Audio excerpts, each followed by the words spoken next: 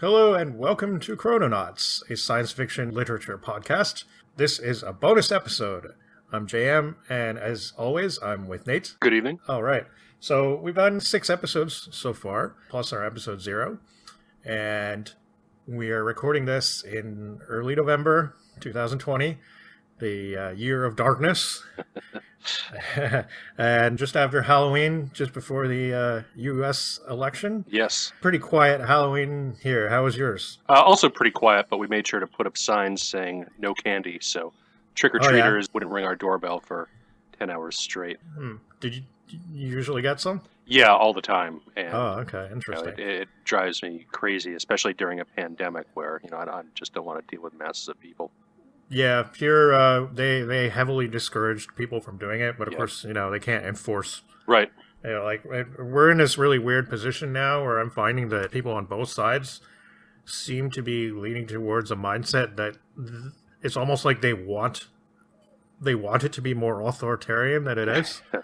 Like, the people who are saying, they're not really telling us what to do. What do we do? Right. And it just kind of that's the thing that drives me most nuts about this is like, these are the same people who are kind of like, screw you, I'm not wearing a mask. Sure. At the same time, they're like, they want patrols to be going up and down the streets enforcing these policies. Right. And that would make it more clear in their minds as to what they should be doing. Yeah. I find it really upsetting, kind of. So, yeah, it was quiet here. I live in an apartment, so even the previous years, though, I don't remember usually seeing many trick-or-treaters. So it's usually just a party type thing. Sometimes, going over to someone's house or watching a bunch of movies or something like that. Yeah. This year I played Dungeons and Dragons. Nice. So yeah, that's a new thing for me. Yeah. So we've done 6 episodes now, and although things have changed a little bit since when we got started, it does really seem like we've kind of found a bit of a groove now. Yeah. I guess we should say that when we got started, pretty much neither of us had any idea of what the hell we were doing. So this has been a learning experience from starting from scratch, basically. Yes. Both in terms of putting together episodes, doing research, doing the editing, the mastering, and the whole production of it. But I think we've gotten better over time, and I think we're really starting to find a rhythm and a groove here. So going forward, I think the process will be a little bit smoother than some of the earlier episodes. Yeah, and definitely I started listening to podcasts probably early in 2020, maybe 2019. And I've definitely noticed that most people start out a bit rough, and that's kind of to be expected. Yeah. So doing the preparatory work is a big part of it. And also, absolutely. And it's more than just the reading, too. It's the research, finding sources, getting proper translations. There's a whole element to actually procuring this stuff, even though most of the stuff we've covered so far is the English language stuff anyway, in public domain and available on Project Gutenberg, which is really one of the best resources for text on the internet of this kind of stuff. Definitely. At least if it's 100 years old or more. Right. Or even going a bit more recent than that. Yeah, the way copyright law works with regard to translations is the publication date of the original text doesn't matter so much. It's the translation date that counts towards the copyright. So, for example, one of the books that we're reading for the upcoming content episode we're doing on Automata, the Future Eve or Tomorrow's Eve, the translation we read, or are in the process of reading, I should say. Yeah, I still haven't finished it.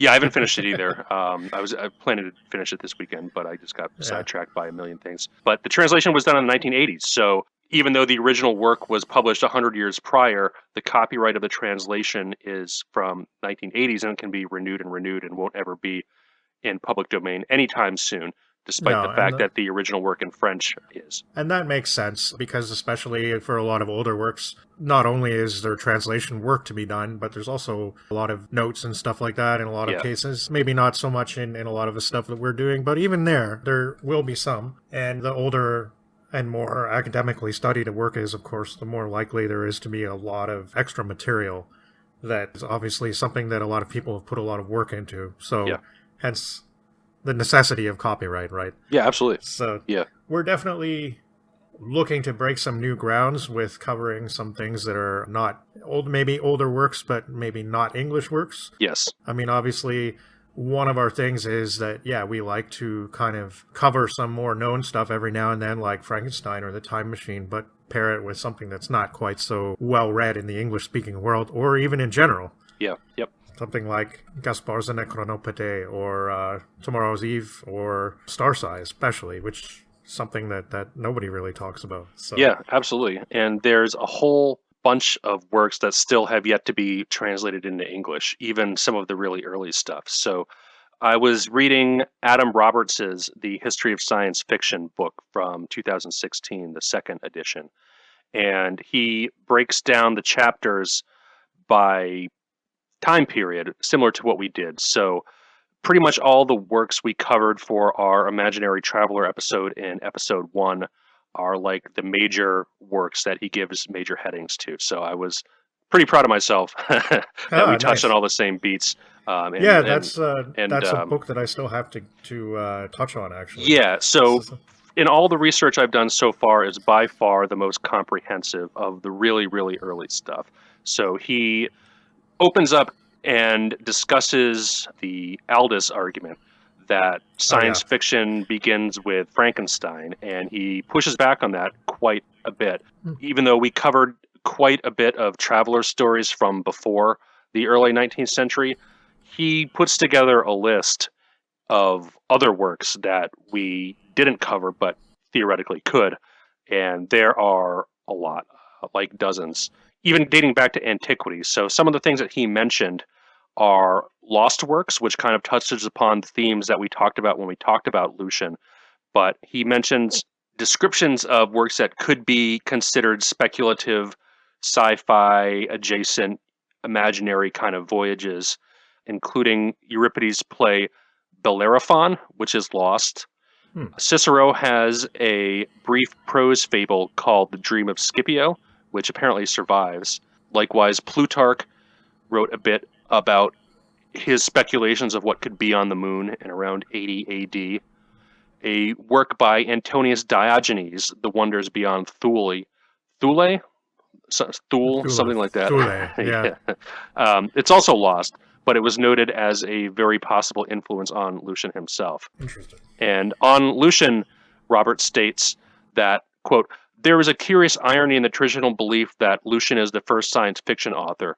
In fact, he comes at the end rather than the beginning of a vigorous tradition of fantastic voyages into the sky and to the planets in the classical world. The many gaps in our record of ancient literature mean that what was, in all likelihood, a more or less continuous genre of imaginative, speculative adventure stories seemed partially and chronologically broken up." Yeah. You mentioned the Aldous argument earlier. Maybe we should just backtrack a bit. So this is somebody that I mentioned in our last episode, Brian W. Aldous. He's a science fiction author and critic. He's generally known to be a part of the New Wave school. He's quite diverse. He's written a lot of sort of mainstream fiction as well, but his style does tend to be very self-aware and very, I guess you could say, postmodern. He seems to be a major influence on science fiction studies in general in the last, 30, 40 years, something like that? Yeah, I mean, he sort of toots his own horn a bit there in the Trillion Year Spree, which is his big history of science fiction. Says that before, there's actually an older version, which is called the Billion Year Spree or something like that. And he actually says that before he wrote that, there wasn't really a lot of critical study of science fiction. And considering that it was, I think, the late 60s or 1970 or something like that, I can kind of believe it. Yep. But his argument was that even though he clearly has a great, great respect for older works pre-Shelley, especially Gulliver's Travels, as a person who, I guess, has a good amount of scholarly knowledge and has obviously studied, reveres some of these works even more than the science fiction works he later talks about. But he says that going back into antiquity and looking for the roots of science fiction and sort of pulling everything into science fiction is kind of like somebody desperately looking around in their family tree trying to find prestigious ancient ancestors. Right. He does spend a great deal of the early parts of his critical work talking about stuff like Gulliver's Travels, and definitely talks a bit about Lucian, talks about other stuff like some of the really early Hollowworth works. Right. He talks about Poe, all this tangential stuff that we also sort of independently wanted to get into at least a little bit. Yeah. And which we did in our first episode, and which we'll be coming back to a little bit. Yeah. There's certainly other stories from around that time that we plan on to cover. Margaret Cavendish's The Blazing World from 1666, we're going to be covering in a couple episodes. But yes. Roberts places the origin of modern science fiction not with a work of literature, but with a historical event. Namely, in 1600, the Catholic Inquisition burned to death Giordano Bruno the Nolan for arguing in favor of the notion that the universe was infinite and contained innumerable worlds. And he pairs this with Copernicus's work as the sort of impetus for thinking beyond humanity confined to a single sphere, whereas the constructions of the heavens of Dante and a lot of the medieval works was that the solar system and the heavens were all a fixed, immutable system that was preordained by divine means and will remain that way until the end of time, whereas this kind of heretical thought from Bruno and Copernicus of the universe being expansive and the earth isn't the center of everything was a major shift in the way that people thought about things. So he breaks down the works from after this point, and there's quite a bit of them. I have to say, I was totally unaware of a lot of this stuff from the 17th century. So we have a bunch of moon voyages that we didn't cover. So there's Wilkins' Discovery of a World on the Moon from 1638, John Battista Marino's 20-canto epic La Donne from 1622. One that sounds really interesting is the works of French author Charles Sorel, whose I don't think it's been translated into English yet. I was looking around for it. The English titles are Gazettes and News from Various Faraway Countries, which included descriptions of metallic artificially constructed woman who possesses the knowledge of all the world's languages. There's also another work from 1644 and 1658, collections of prose pieces it was published as, where a locksmith invents a number of metal beings to act as servants. So he seems to really play with this idea of artificial and created people. Yeah, that's pretty exciting. That's the topic of our next episode. Yeah. More or less. Yeah, unfortunately, like I said, I can't find any translations into English, so that remains an avenue yet to be pursued by people who know more French than I do. Yeah, which is not really me, even though I studied French a little bit, and my mother's French, but I just don't don't have the confidence to. I can just about get the pronunciation right, and if I read it slowly, I can get a pretty good sense. But you probably can too, because you're a Spanish, reasonably fluent, I think, Spanish speaker. So it's a lot of fumbling through, but I can make sense of some stuff. But he also goes into the 18th century, and like us, notes that Micromegas by Voltaire was a major work, and also talks a lot about Gulliver's Travels, which I think, made the conscious decision not to cover, in that it's pretty well trodden ground at this point. I think it's a part of everybody's high school curriculum. Certainly was for mine. I kind of regret. I mean, I don't regret, but I mean, it's something that I wouldn't maybe be averse to coming back to sometime in the distant future, just because it is pretty important. Yeah. I certainly never studied in high school. I never, really? We never did anything like that till university. But, okay. Interesting. Yeah, this came, I think, my second year or something like that, during a study of the English novel. I think that's when I came to Gulliver's Travels. Right. But I had some knowledge of it beforehand. I think the first time I became aware of it was, again, because of a Doctor Who story. So there you go. Of course. That other connection once again. It's kind of like, oh, what's that? That sounds interesting. Well, right. In the 18th century here, Roberts talks about a lot of journeys inspired by either Swift or Voltaire. A couple of them that might be interesting of note was one written by Giacomo Casanova de Seingalt, the person who Casanova is named after. Yeah. The work is Casamarion, or The History of Edward and Elizabeth, who spent 81 years with the Megamicres, original inhabitants of the protocosmos in the interior of our world, 1788. So it's like a hollow earth type voyage, of which... What does it call them? The Negromintes? Megamicres, so MegamiCres. Huh. It's kind of like Micromegas by Voltaire, but the words are swapped around. Yeah. So I wonder if they're very big or very small. Yeah, I'm not sure. Yeah. There's also a Latin epic poem by Ubertino Carrara, called Columbus, Carmen Epicum, which is like a historical look at Columbus's voyage across the Atlantic, but Columbus has like these fantastic and futuristic machines. That one is from 1715. Huh. There's a very long novel written by Eliza Haywood that was published under the pseudonym Explorabilis called The Invisible Spy, written in English in 1755. It has some examples of future technology, including a belt that renders its wearer invisible and has like a dictaphone-style tablet machine that records spoken word. James Bond could have definitely used one of those. Yeah, exactly. Unfortunately, it is very, very long. The book is available on Google Books, and since it's in English, obviously it doesn't need to be translated, but it's in 2 volumes totaling about 650, 700 pages, word count approximately 250,000 words, so not a short work.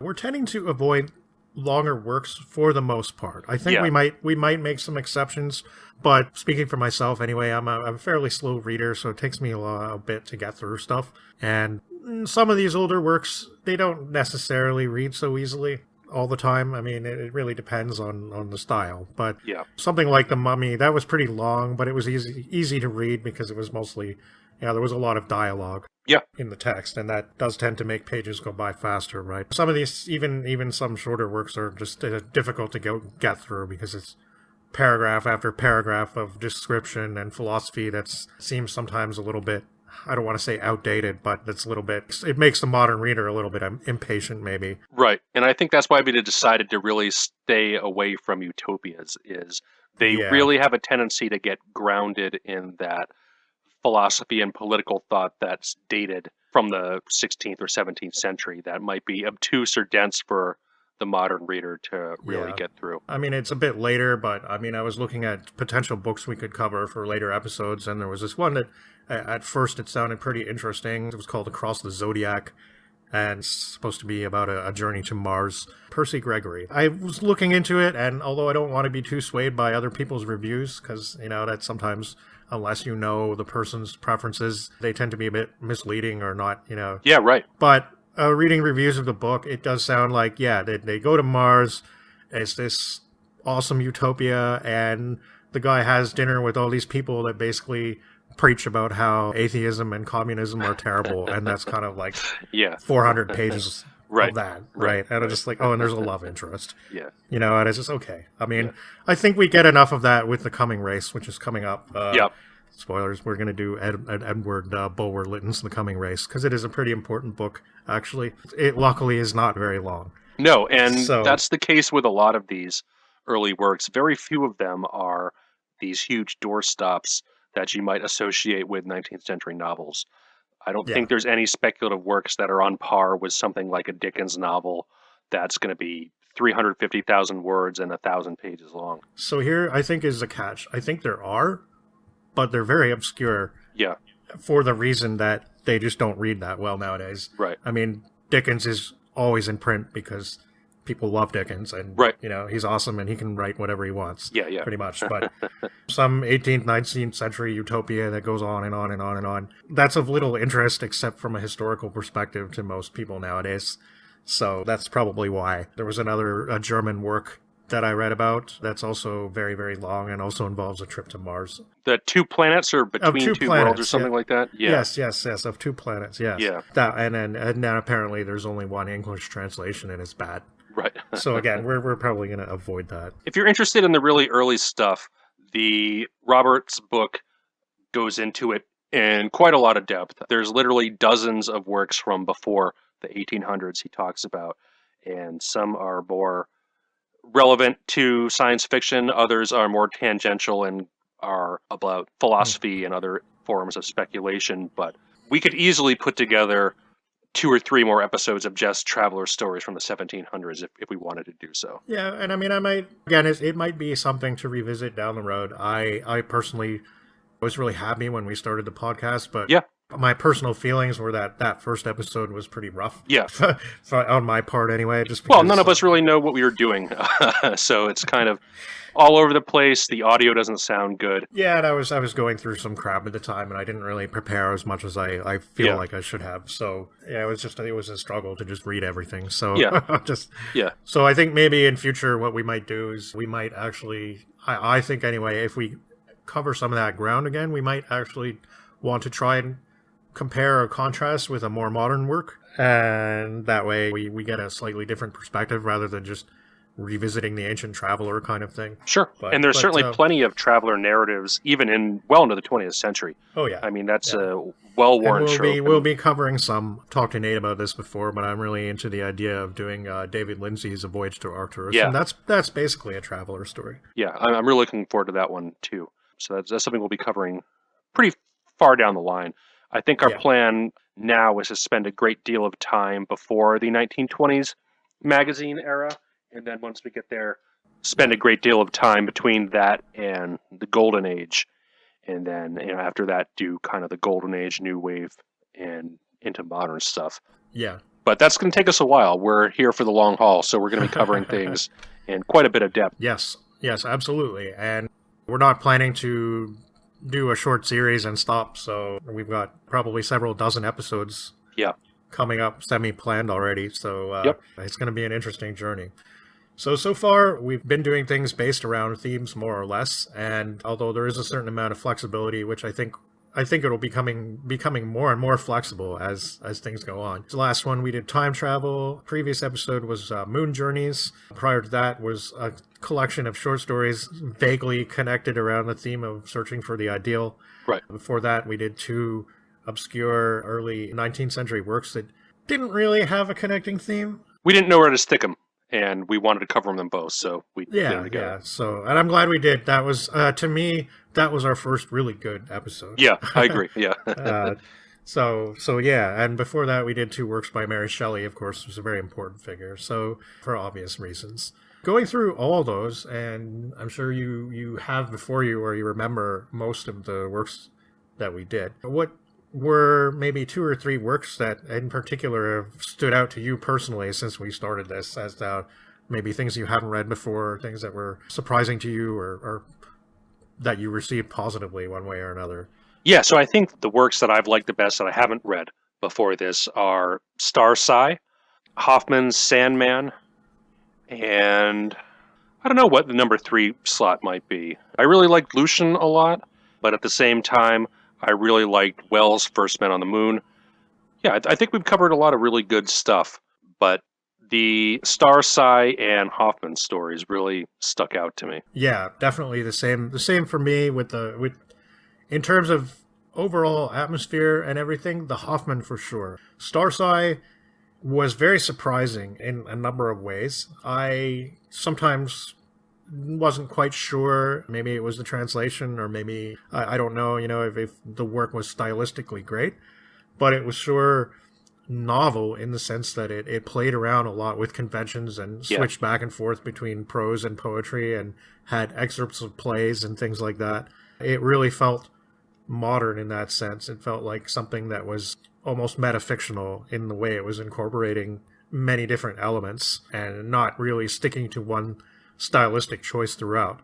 The translation really did, it did bring across certain things, like how often I think de Fontenay had poetry in mind, even during the prose sections, because of the way, it was probably the most surprising work. And yes, the Hoffman, it seems like one of the other questions I was going to ask, but which I may as well mention now, but there is already a certain amount of referencing going on between authors who've obviously read a lot of previous works. Hoffman is somebody whose name comes up again and again. Yeah. He is obviously, I'm not going to say unsung, because it seems like he was very well read in the 19th century. A lot of people read Hoffman, but he seems to be the sort of in a contemporary way anyway, the unsung father of the weird tale and the sort of creepy, almost speculative / horror type story. even before Poe, before Mary Shelley. Right. So that's the thing that I think is really interesting about a lot of the early 19th century fiction is a lot of it really does have one foot in what we consider today horror. So you have the Hoffman stuff, you have both the Mary Shelley works we covered, Frankenstein and The Last Man. The Mummy has one foot in there. Diamond Lens I've seen classified as horror sometimes. Yeah. There's some horror elements even in the Wells with the giant Absolutely. crabs at the end of Time Machine, with the insectoids, Selenites, and First Men on the Moon. And I think that the popularity of Gothic fiction, at least in the English-speaking world, lent a great hand to that. Definitely so. And I think that Nathaniel Hawthorne is also somebody whose name has come up quite frequently now. Yeah. Nathaniel Hawthorne is quite mainstream, I guess, still read today, but mostly the novels, I think, especially The Scarlet Letter. Yeah. But he has influenced everyone from Melville to H.G. Wells. So, and then gets name-checked a fair amount.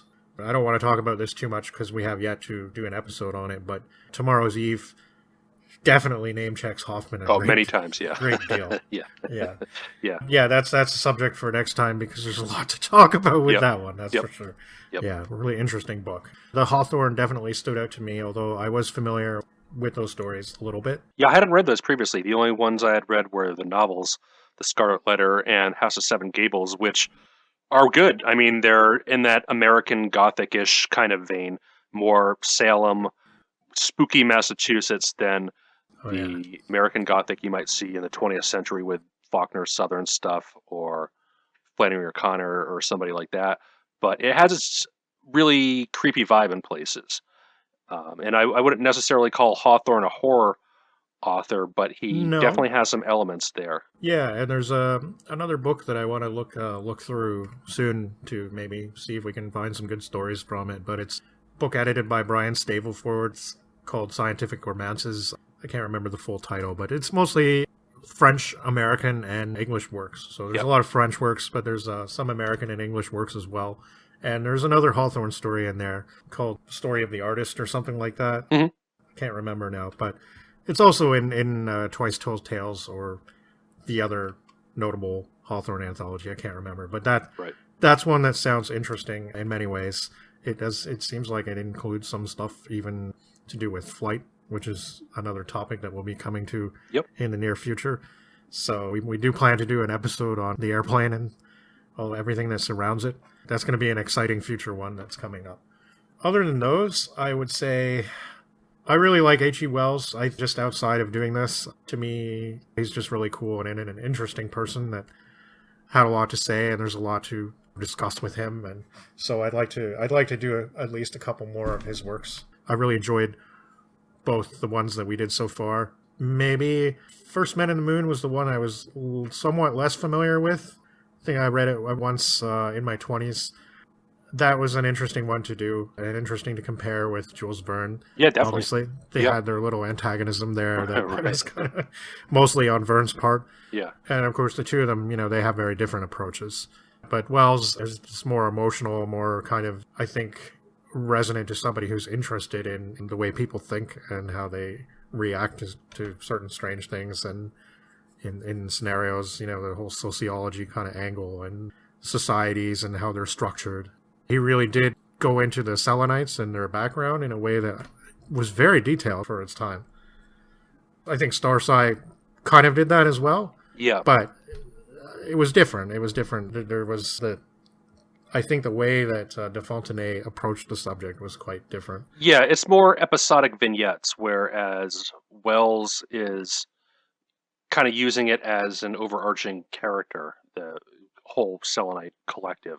It has more of a cohesive theme than anything in Starside, which, I mean, I'm sure this is by design, but it really does feel like a bunch of random pieces kind of stitched together, which isn't necessarily a bad thing. Yeah. Just doesn't really have an overarching flow or plot arc like the Wells does. I think the way de Fontenay described the artifact from Starside that came to Earth, the way he described it was kind of like almost as though it were a school child's desk with notes in and stuff in it. Right. So it really came across that way as like this is a random sampling almost of the Star Society. Yeah. And that, again, was another aspect of it that seemed very modern. Yeah, certainly we don't get a lot of descriptions of exobiology or aliens or really No. foreign landscapes until the late 19th century stuff. I mean, there's the wells and some other stuff from around the 1880s, 1890s that starts to dip its toes into it. But for the most part, in the 19th century, a lot of the foreign worlds and planets are just kind of analogs for human society. Yeah, definitely. And I mean, we'll still see that up to the present day, but Yeah, that is one of the functions of science fiction, right? It's commenting in one way or another on the society of today. yeah. Definitely, Starsai went a lot further with the alienness than anything else I've seen from the 1830s, I think. So, Well, anything else we read to this point, I think, really, including the Wells.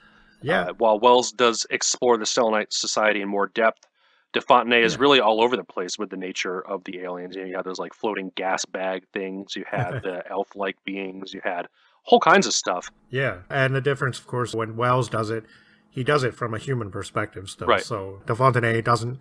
So we know that we're actually missing information that we might like because we're human beings, so we're not from stars. So there are things that people from star might take for granted that humans might not even understand. And again, that's something we see in a lot of later science fiction. Yep. And I think it's also something that alienates a lot of so-called normal people from the genre because they can't really connect with that aspect of it. You know, they're like, I don't understand this society or this depiction because it's lacking that grounding in the human element. It's too strange, basically. But I think a lot of stuff from now, we're probably in an era or in a time anyway when those concepts are more accepted than they have been at any other previous time because it's just so popularized now in media and pretty much everywhere you look you see some form of science fiction. I mean, I'm not really a fan of superhero comics and like the movie franchises and stuff like that, but they are really popular. And, They're enormous blockbusters. Yeah. Yeah, and they are arguably some kind of speculative fiction. No, I would agree. Yeah, I mean, it's not my favorite either. I don't really like any of the superhero media, but it's definitely science fiction. And Yeah. we're going to cover some works that have I guess, a precursor to that superpower angle of generating a superhuman being through strength or mental ability or something like that. I think after the First World War, you start to see a lot more of that kind of thing starting up. I don't know what it was specifically about that time, but I've heard of a lot of works from the 1920s, definitely, that people say are, that obviously influenced Superman, or that's like early take on what would become the Batman story. Or something like Roberts notes around that time the shift in the major publishing centers of gravity, if you want to refer it to as that. So pretty much everything before the 19th century he talks about is French authors, it's English authors, people who were writing from Northern Europe or other places in continental Europe where the language might not be as wide spoken would typically write in Latin, which was the case with Kepler and a couple other people. We're going to be reading a early Hollow Earth story in a couple episodes that's written in Latin from the early 1700s that was written by a Norwegian-Danish author. Same with Kepler. Not that many people spoke Danish compared to Latin, so it makes more sense to write your work in something that a lot of people can read. But you have those like loci in England, in France, and some German stuff, as well as a collection of New Latin stories. And in the early 20th century, around the First World War, Roberts notes there's a major shift towards the American pulp industry. So that's what's really the body of work that dominates all the major publishing trends around that time. For whatever reason, we'll probably have to look into that more when we get to that area about the sociological and historical factors on why that is. But Roberts notes that around that time, the amount of French speculative and scientific romances and scientific fiction and things like that really start to decline. Whereas with Jules Verne, when he was writing, he was pretty much the most popular author of this kind of stuff in the world. But he thinks of Jules Verne as really an end to an era of the French having a major stake in this stuff, rather than the beginning of a new genre, which I think is an interesting take on it. That is interesting.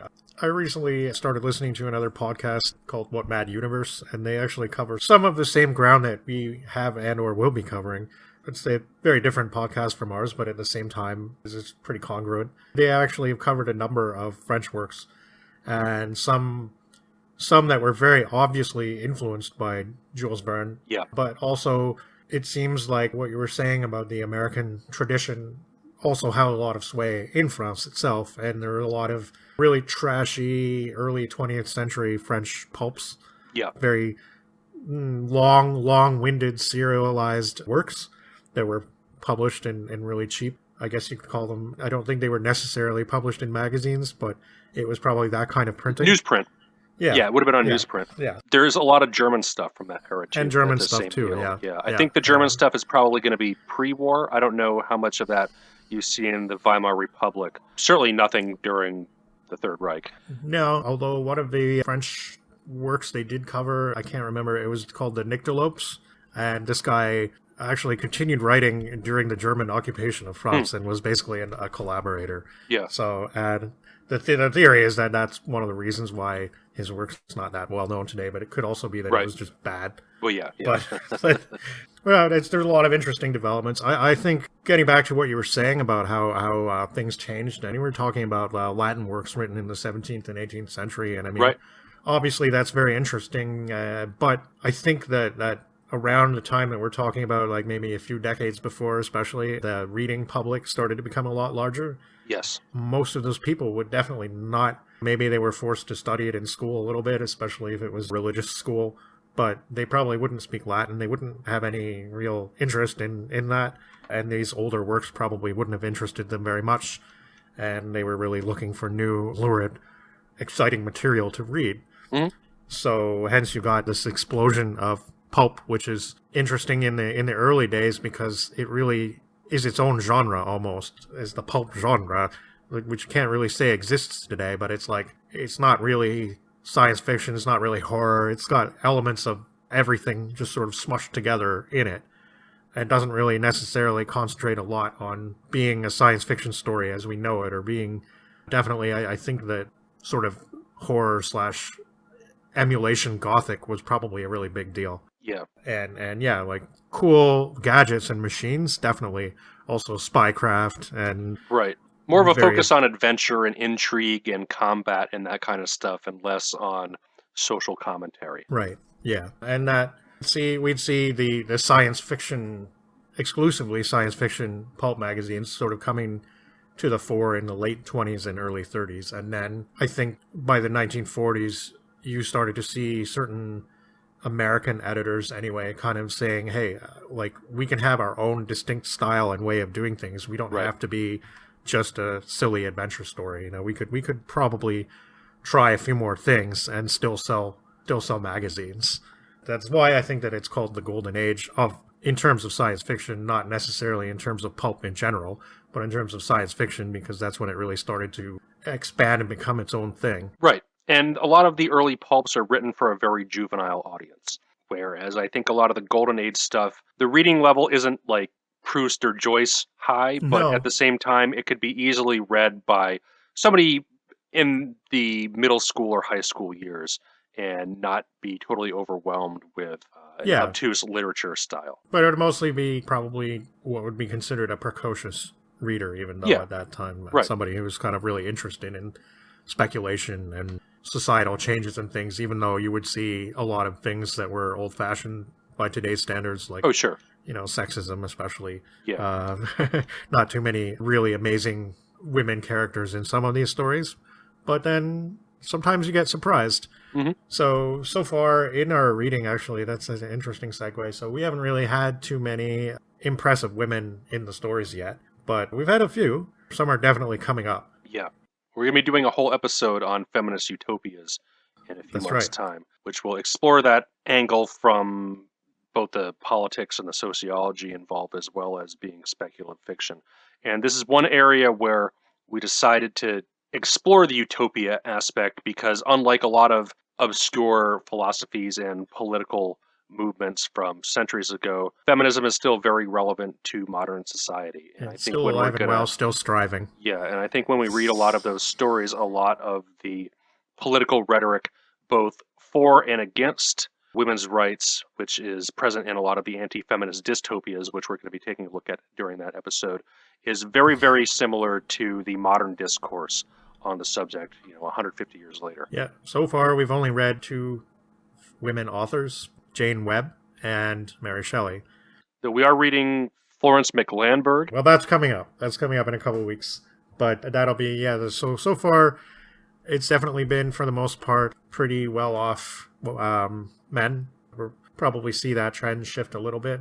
I'm definitely looking to, because they are a rarity, but they're an interesting one, definitely looking to cover some of the early pulp woman writers. Yeah. Because there are a few of them that stand out, and a few of them that are mostly forgotten. Not all of them are good, but some of them really are. Big fan of Catherine Lucille Moore myself. I really think she's great. Yeah, we're going to read quite a bit of works from her, as well as Frances Stevens. Definitely her, yeah. Frances Stevens is a pseudonym. Can't remember her real name now. Gertrude something, I want to say? Yeah, Gertrude. Well, never mind. We'll come to it when we come to it. Yeah. But yeah, that's it. And the Cerberus book sounds really interesting, actually. Yeah, it's kind of a time travel dystopia with some weird ties to a lot of other things. It sounds both strange and interesting. So, yeah. And we haven't had a lot of strong female characters. We had one in the J.D. Webley story, The Atoms of Clotney. But unfortunately, I think we both agreed that was a well-written story that didn't quite hit the mark. Right.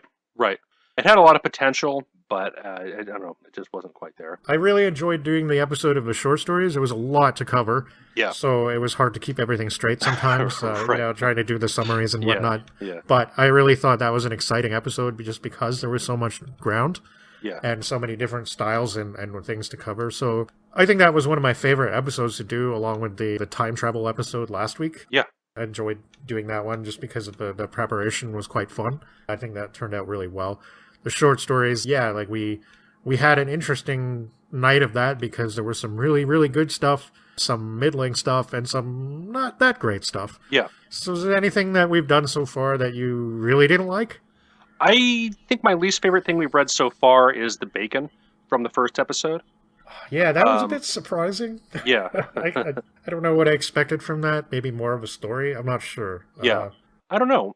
Aside from that, I wasn't really too turned off by anything we read. I mean, there was some stuff that I thought was just like okay, and it's nothing I'd read again, but I don't think there's anything I actively disliked. I don't think there was anything that was like, oh man, I can't wait to get to the end of this. I think that the closest things to that were very short. Yeah. So it didn't really bother me that much. Right. I didn't really like the Diachkov very much, but it was like only a few pages long. Right. It is a weak story, but it was like less than 2,000 words. And I had fun with it just because it was like a language learning exercise for me doing the translation. So. Did you translate that one? You translated the Seagoff, right? But yep, I did them both. Yep. Oh, okay, yeah, the Diachkov too. All right, yeah, you're right. For some reason, I was thinking only of Visigov, but you did do both those things. Yeah, right. So we talked about that during the episode a little bit, but did you enjoy that experience? Oh, absolutely. Yeah, the translating process was a lot of fun. And even though my Russian isn't as good as it could be a couple years down the line, it was still enough to really get my foot in the door and be able to do something beyond just a Google Translate machine translation and actually produce something that's readable and probably close to or closer to the initial voice of the author. I mean, obviously a native speaker would be able to do a much better job, but for the amount of Russian I have under my belt, I think it was a pretty enjoyable and fun experience. And my Spanish is much better than my Russian, so in the future we're going to be taking a look at some Spanish and Latin American stories, and I have a translation on the way of something that is from Argentina that we'll be covering in a much future episode, but certainly Spanish stuff is something we'll be able to do a deeper dive on in the future and hopefully present some more works for the first time in English. That's very cool. So right now we have a few translated works up on our Blogspot.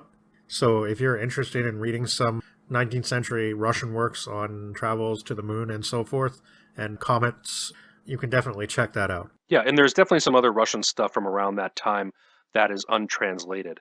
And we might revisit some of that in a later episode. Our plans for the far future of what we're doing are kind of flexible. I mean, we've sketched out a lot of stuff and we have a lot of stuff planned, but it's, nothing's really set in stone and we can stick stuff in wherever we want. But that was one aspect that I thought was really interesting of looking at Roberts's bibliography of really early stuff is the amount of untranslated stuff, specifically in French, that there is. Huh. I can understand the amount of untranslated stuff in Russian or some of the less spoken languages, like there's that time travel. Danish. Yeah, right. The time travel play in Danish we referenced in the last time travel episode. I can kind of see why that hasn't been translated in English yet, especially as reviews say the quality of the work isn't so high.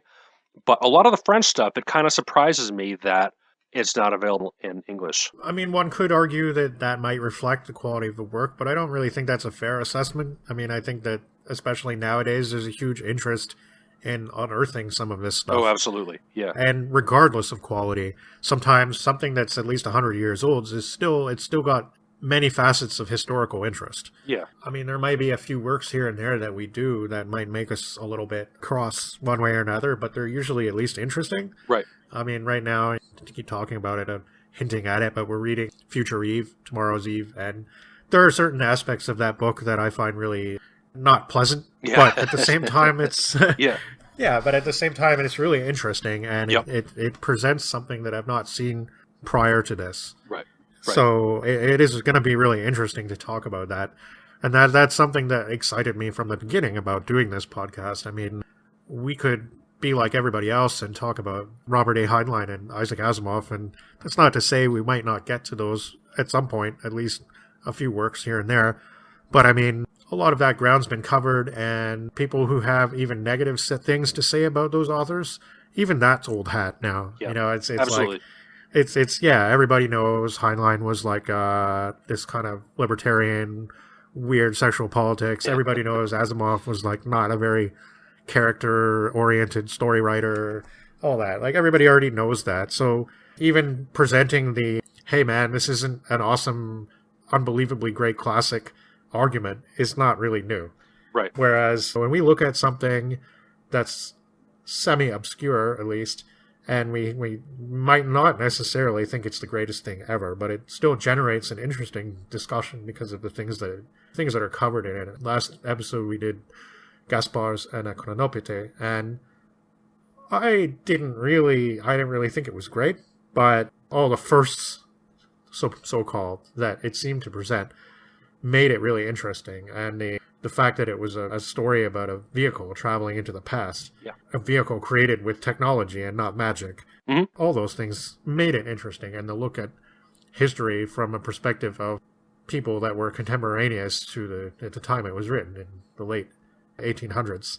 That's, again, something you see in a lot of modern science fiction works where people go to the past and it's a strange country. And I don't mean literally a strange country, but it's a strange country in the sense that, yes, it's part of the past, it's part of history, but it's almost an alien landscape. Right. And you do see that a lot. And we're going to be covering some works like A Connecticut Yankee and King Arthur's Court. It's an interesting thing that going into the past can be just as strange as going into the future. And we'll definitely have some more journeys along those lines. Speaking for myself, I definitely appreciated in one way or another most of the things that we did. Some of the works surprised me. We already mentioned Starsai. Yeah, and even with that and other obscure works, people have different takes on it than we do. Speaking about Adam Roberts' history of science fiction, he just brushes Starsai off and dismisses it as a boring book that goes on too long about philosophy, where I was totally fascinated by the poetry and the exobiology and all this other kinds of stuff. So it goes to show that what reviews are of obscure works might not conform to your personal enjoyment of them. And I really don't like looking at art in an objective sense. I think everybody enjoys things differently, and everybody gets different things out of certain works. And even though you could probably kind of guess what a 17th century utopian work is going to be like, or an 18th century traveler work as derivative of Gulliver's Travels might be like, there might be some passages in there that are different or affect you in a certain way that you might not necessarily get from reading a review out of it and brushing it off that way, which is why I think a lot of the more obscure stuff is interesting to take a look at for that reason, is because we all draw different things out of it, and works that almost nobody's read, in some cases almost nobody at all has read when they're not translated into English. There's a lot of unexplored ground to really go there. Yeah, definitely. And we have some fairly obscure things lined up, including some weird French stuff, French Martian vampire story, I believe.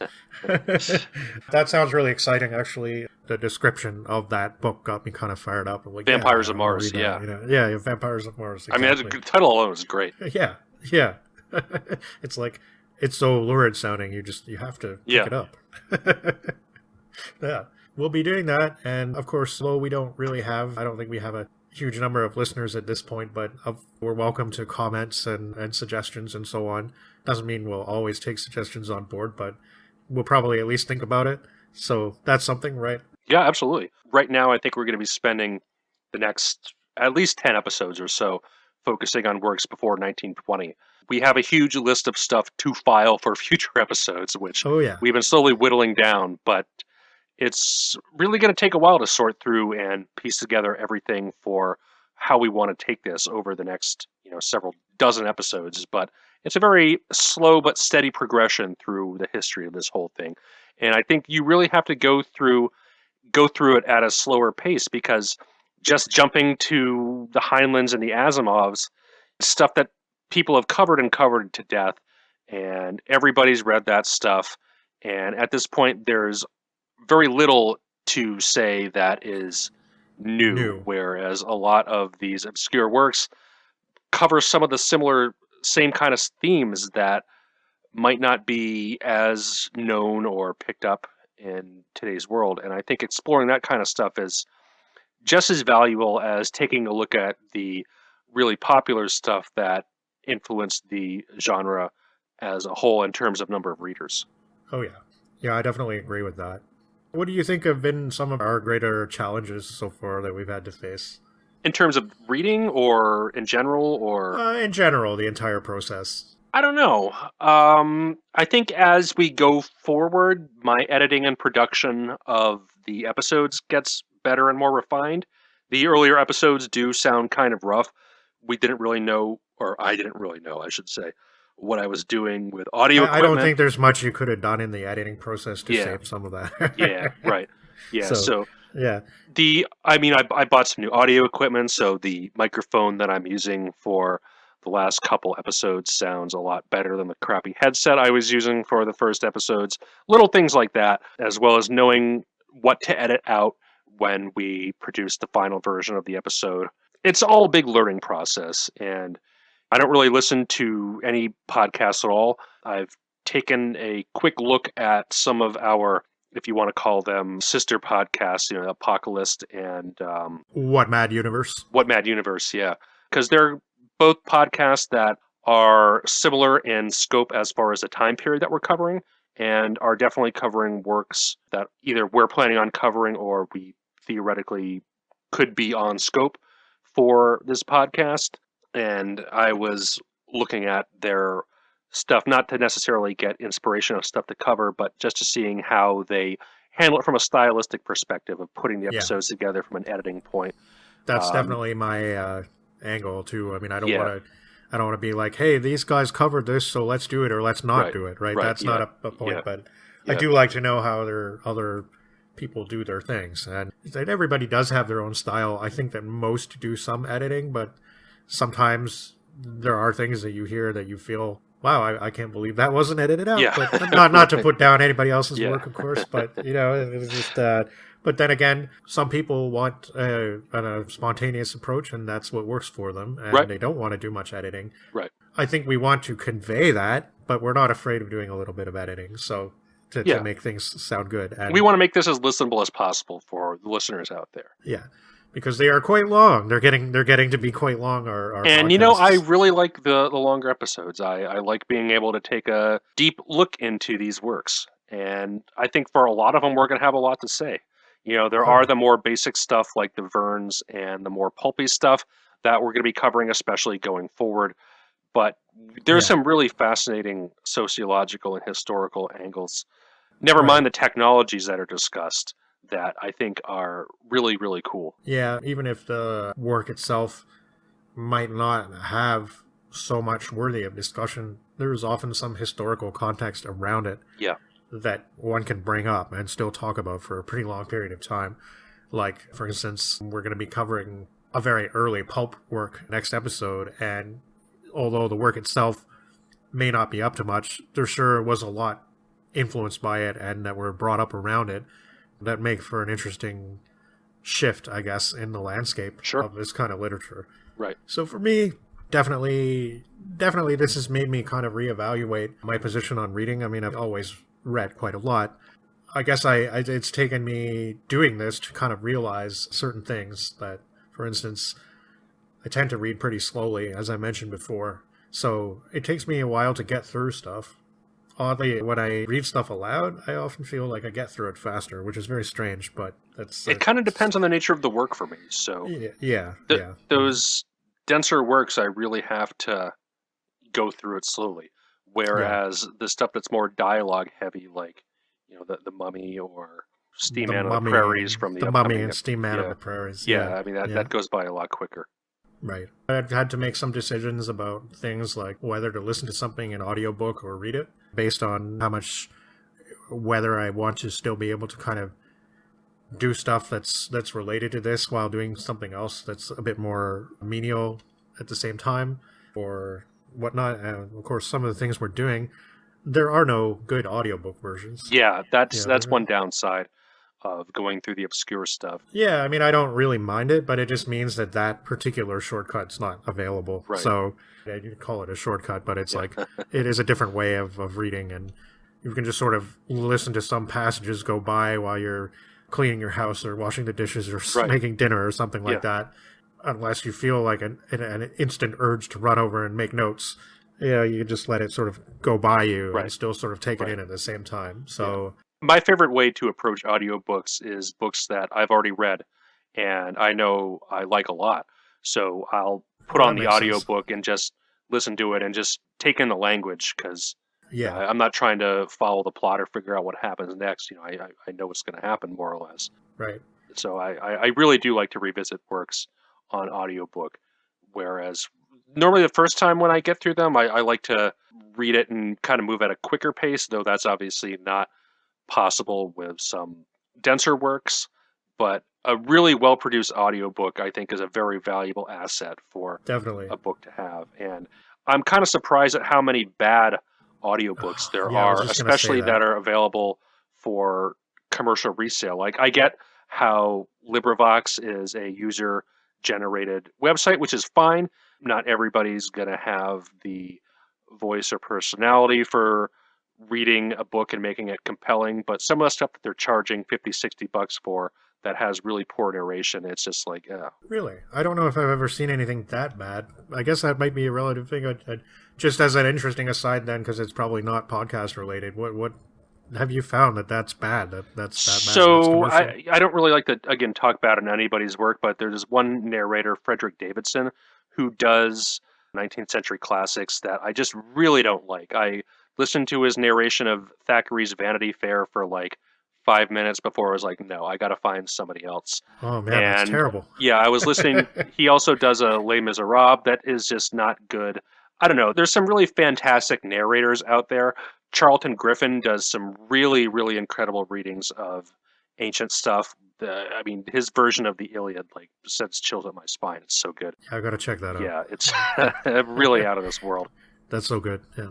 And there's just, even LibriVox attracts some really good narrators. Yeah, some that are good. Yeah, some that are not so good. Yeah, there's this woman, Mill Nicholson, who does Dickens, and her narrations of Dickens are on par with like the BBC actors, and she gives away for free, and that's really, really cool. Yeah, I mean, it's kind of a mixed bag, and I can really appreciate when one is done really well. So, speaking of LibriVox, we did Jules Verne's 2 moon voyage works. From the Earth to the Moon and Around From the the Moon. Earth to the Moon, yes, and Round the Moon, as are the English titles anyway.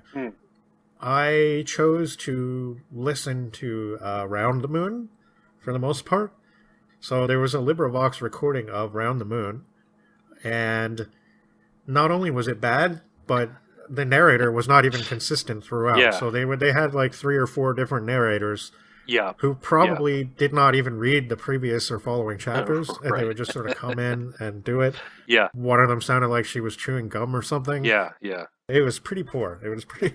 And then you would get somebody who was slightly less bad and kind of breathe a sigh of relief, and we're like, okay, I have an easy chapter now. Mm-hmm. But that's one thing that definitely would turn me off a lot of things very quickly, is listening to somebody who is not, in my opinion anyway, a good narrator. And you can instantly tell whether you're going to enjoy listening to somebody read something. So it's a nice feeling when you can have that. We have several, between us, I think we have several versions of the H.G. Wells early science fiction works in audio form. And several of them are very good. So they're kind of nice to listen to. Some of the more obscure works are sort of available on LibriVox, but a lot of them aren't. They don't have anything. So Wells is one of those authors where his popularity, I think, is on par with his quality. He's a really good author, and he's really popular for a reason, and he always has been. So there's going to be a lot of adaptations, especially audio adaptations of his work, which is certainly not the case for a more obscure author. No, definitely not. All the early sci-fi science fiction works by Wells, plus The Shape of Things to Come, have recent audio adaptations. They're not even narrated audiobooks, because of course those exist too, but I mean like radio plays. Yeah. And I like listening to those too. Yeah. To me, those are sometimes on par with, especially nowadays with modern digital editing technology and stuff. Yeah. They're basically on par with modern television shows in terms of how they're presented and soundscapes and stuff like that. Yeah. The Irish radio studio RTE, they did a fantastic production of Joyce's Ulysses. That's a multicast recording, and for the Circe chapter, which is this like hallucinatory nightmare through Dublin's red light district, and it's written in dramatic form, and a lot of the characters are these like distorted hallucinatory sound effects, and it really lends itself to the radio production element. You'd almost think that Joyce was writing a radio play here instead of a novel. The way they pull it off is just absolutely incredible. That's one of the chapters I was debating putting an episode around, but at the same time I was like, I don't want to make Jam read a 300,000 word book just for one part of it. Well, I do want to tackle Ulysses as a whole one of these days. Yeah. Because again, it's not really part of my formative experience. I never got to study that. I mean, I did, I think, read a few short stories from the Dubliners maybe, but none of the longer works. So that's something that I would like to tackle in the future. But yeah, it's probably off the grounds for Chrononauts. But at the same time, it'd be really interesting. And who knows, we might, just since we enjoy doing this, who knows what other avenues we may go down in the future. And we've been talking about weird, not science fiction, but science fiction adjacent works. We talked about Foucault's Pendulum a bunch, and I think that's a novel we both really, really like. Oh, yeah, I'd love to do that. Actually, What Mad Universe did an episode on the Illuminatus trilogy, and I was kind of miffed that book didn't get mentioned once. Yeah. Like, not once. So, that's a bummer, yeah. Maybe they haven't read it, maybe they have, but yeah. I was thinking of bringing it up in comments, but yeah. That's the conspiracy crackpot type work. It's so good at everything it does. Oh, yeah. Ulysses is interesting. It's not science fiction, but I would put it in an adjacent category of this modernist stylistic approach. The Circe chapter, I think, is the most adjacent in that it is written as a hallucination. So it really plays with reality itself and things kind of shifting in and out, and you're not entirely clear on what is real world action and what is just distorted visions of thoughts the character had previously in a day. And while it doesn't approach speculative fiction or future technology or anything like that, the way it plays with reality itself and shifting perceptions and how people view things kind of differently than one another, even though people are observing the same events, I think you do see explored in later science fiction novels. Yeah, I think starting around, obviously the lines blur and you can't say, starting around this time people were doing that, but I think definitely the new wave period of starting in the 60s, where the people that were actually interested in writing science fiction were the ones that were studying Joyce by then.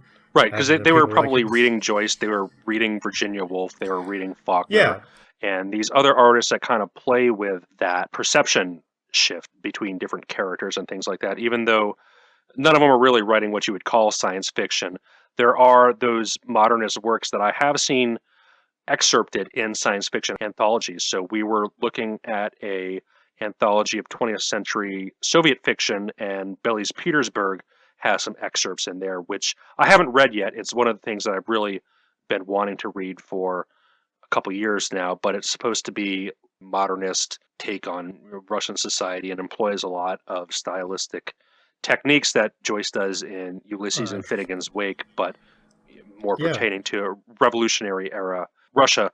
But parts of it were excerpted in a Russian science fiction anthology, probably for that reason of how it does this like surrealistic perception shift. Again, I haven't read the work, so I could be talking totally out of character here, but that was a sense that I got based on the descriptions I've read. I think in a lot of ways, the so-called Aldous argument is kind of, I think maybe in the new wave, which is kind of where he got his start. Right. I think that is around the time when you started to see things like that cropping up in science fiction anthologies.